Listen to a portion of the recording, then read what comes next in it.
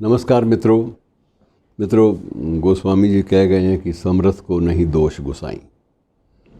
जिसके पास शक्ति है उसे क्या दोष कोई देगा, क्या सोच कर देगा, क्या खा कर देगा। ये एक कहावत है, खाकर बात करेगा। तो सीधी सी बात यह है कि चीन इस वक्त विश्व का एक ऐसा देश है कि अभी तक वहाँ लोहे की दीवार शेष विश्व और चीन के बीच में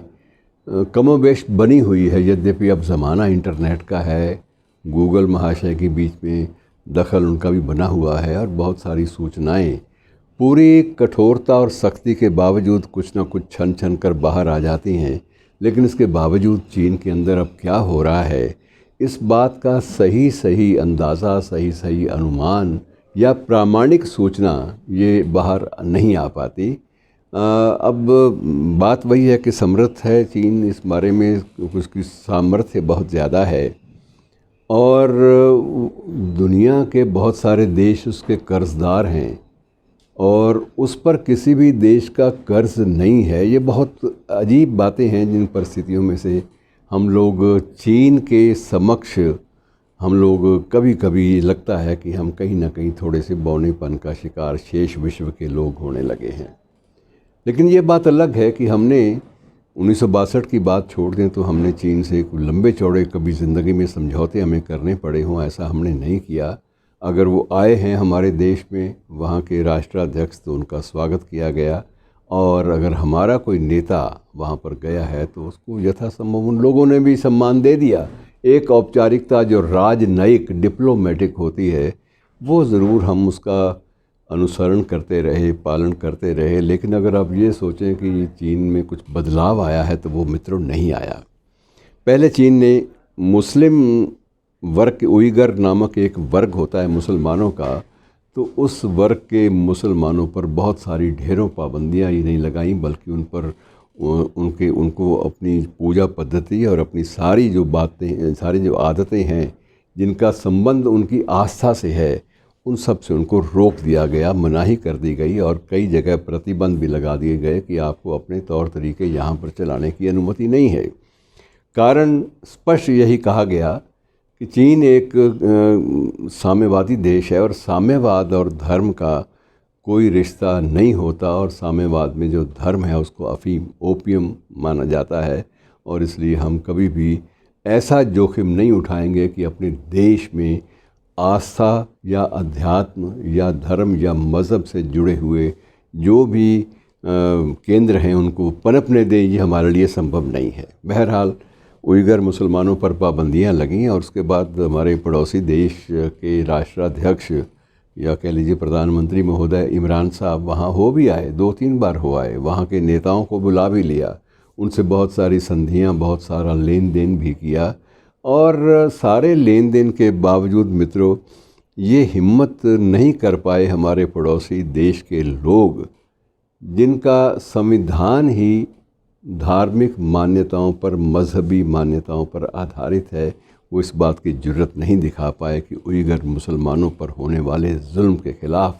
वहाँ के राष्ट्राध्यक्ष या वहाँ के नेताओं के सामने कोई गिला शिकवा कर सके। ये मुमकिन नहीं है क्योंकि वो समर्थ लोग हैं और यहाँ से जो पड़ोसी देश से जिस स्थिति में नेता लोग गए वो तो कुछ ना कुछ मदद लेने गए थे, कुछ मांगने गए थे। और मांगने वाला जो है ना, वो एक पुरानी एक कहावत भी है, the beggars are not choosers. जो भिखारी होते हैं वो कभी अपनी इच्छा की भीख नहीं मांग सकते। तो ये एक अलग से एक चीज़ें हैं जो चलती हैं। अब जो संकट जो हमारे सामने आ रहा है वो ये आ रहा है कि उसने वहाँ चीन ने बौद्ध धर्म पर प्रतिबंध की बात अब उस पर विचार करना गंभीरता से आरंभ कर दिया है। और वहाँ पर मित्रों स्थिति ये रही है कि लगभग पिछले 2000 वर्षों से, आप ये मानकर चलिए कि 2000 वर्षों से वहाँ बौद्ध धर्म पनपता भी रहा है, उसके प्रचार के केंद्र भी रहे हैं और कई तो वहाँ पर ऐसे भी केंद्र हैं जहाँ मंदिरों में, बौद्ध मंदिरों में, विशेष रूप से बौद्ध मंदिरों में 5वीं शताब्दी में हज़ार बौद्ध भिक्षु रहते थे और उनका काम एक ही होता था कि जो वहाँ की भाषा में, चीनी भाषा में, आप ये मान के चलिए कि वहाँ की भाषा में बौद्ध धर्मों की जो मूल प्रतियां हैं उनका अनुवाद करना। ताकि स्थानीय लोगों को बुद्ध और बौद्ध धर्म के उपदेशों के बारे में कोई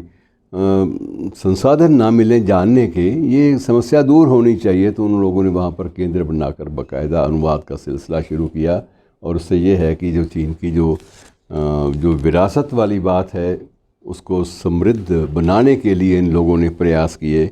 लेकिन वहाँ सीधी सी बात ये है कि ये संभव नहीं किया गया। और अब तक के जो अनुमान जो बताते हैं चीन के अपने भी और बौद्ध धर्म के विभिन्न केंद्र जो आसपास हैं उनके अनुसार भी ये बात, इस बात की पुष्टि हुई है कि लगभग 850 प्राचीन बौद्ध मूर्तियाँ तोड़ दी गईं। अब उनका तोड़ना, एक बामियान की मूर्तियाँ टूटी तो हम लोगों ने विश्व भर में हल्ला मचाया और विश्व भर में उस बात का विरोध भी हुआ। लेकिन अब जब वहाँ पर इतनी भारी संख्या में बौद्ध मूर्तियाँ तोड़ी गईं तो उसका क्या अर्थ निकाला जाए। और स्पष्ट रूप से चीन के जो सत्ता तंत्र है उन्होंने बौद्ध जितने भी वहाँ पर स्थानक हैं सबको ये विधि पूर्वक सूचित कर दिया है कि अगर आप अंदर रहकर अपनी कोई बात छोटी मोटी तप तपस्या करें तो आप कर लें, लेकिन सार्वजनिक ज़िंदगी में आप ये काम नहीं कर पाएंगे, इस बात की अनुमति नहीं है। और वहाँ पर मित्रों मैं आपको ये भी बता दूँ कि एक बुद्ध का एक और स्वरूप है जिसे कहा जाता है कि शियान जो केंद्र है, वहाँ का शियान केंद्र में बुद्ध के बहुत सारे स्थानक भी हैं और बहुत सारे ऐसे स्तूप भी वहाँ पर मिलते हैं जिनके जो इस बात की गवाही देते हैं कि यहाँ भारत से और अन्य देशों से, नेपाल से और अन्य बौद्ध देशों से बहुत सारे प्रचारक जो हैं वो निरंतर आते रहे, लेकिन उन्होंने कभी भी हथियार नहीं उठाया, कभी भी चीन की सत्ता को या चीन के सत्ता तंत्र से टकराने की बात नहीं की और बौद्ध संस्कृति को सिर्फ जीवंत रूप देने तक वो सीमित रहे। लेकिन वहाँ मूर्तियाँ अब भी टूट रही हैं और अब जो नया जो आदेश है वो ये है कि यथासंभव बौद्ध धर्म पर उसी तरह की पाबंदियाँ लगा दी जाएं जैसे पाबंदियाँ उइगर मुसलमानों पे लगी हैं। क्योंकि वो ये समझते हैं कि अगर धार्मिक प्रवृत्तियों को या धार्मिक आस्थाओं को हमने प्रोत्साहन दिया या लंबी छूट दी तो उसका जो प्रभाव है वो हमारे साम्यवादी दर्शन पर पड़ता है और साम्यवादी दर्शन उससे डाइल्यूट होता है, पतला हो जाता है। उस पर जो गहराई की बात है वो धीरे धीरे, कमिटमेंट की बात, जो प्रतिबद्धता की बात है वो धीरे धीरे ख़त्म होनी शुरू हो सकती है। इसी बात को लेकर वहाँ स्थानकों का तोड़ा जाना और स्तूपों का तोड़ा जाना और जितने भी केंद्र हैं प्रमुख वो तोड़े जाने और जनजीवन में विशेष रूप से आंचलिक स्थलों पर जो बुद्ध की जो प्रतिमाएं पुरानी काल से लगी हुई हैं हज़ारों वर्षों से, उनको तोड़ा जाना, ये सारी बातें सिद्ध करता है कि चीन किसी भी हालत में बौद्ध धर्म को सहन करने की स्थिति में नहीं है। और जब इसी संदर्भ में जब तिब्बत की बात आती है तो फिर वही संकट होता है। अब चीन ने तिब्बत पर जिस ढंग से अधिकार जमाया वो सारा एक इतिहास के पन्नों में दर्ज है। वहाँ के लोग वहाँ अपने धर्मगुरु, प्रथम धर्मगुरु दलाई लामा के नेतृत्व में शरणार्थी बनकर कैसे भारत में आए और भारत की सरकार ने, भारत के लोगों ने उनको कितनी श्रद्धा और प्रेम भाव से अपनी जगह अपने यहाँ न केवल शरण दी बल्कि उनको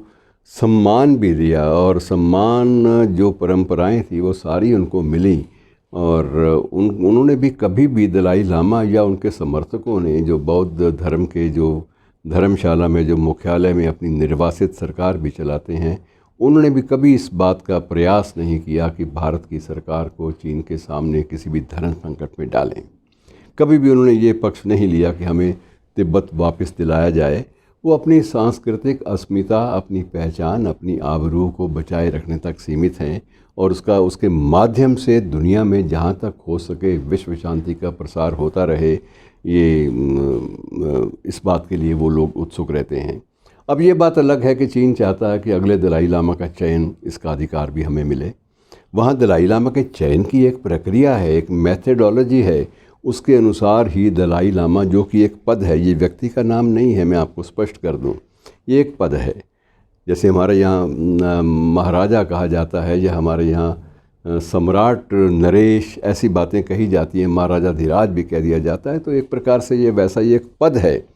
और उस पद पर जो वर्तमान जो दलाई लामा हैं, उनका आचरण जो है विश्व भर में चर्चा का और सम्मान का विषय रहा है। उन्होंने विश्व शांति की बात भी की है। तो मित्रों कहीं ना कहीं चीन को ये सब बातें रास नहीं आती, और जब चीज़ें रास नहीं आती तो उस वक्त ध्वंस एकमात्र मार्ग उनके सामने रह जाता है। शुक्रिया, धन्यवाद।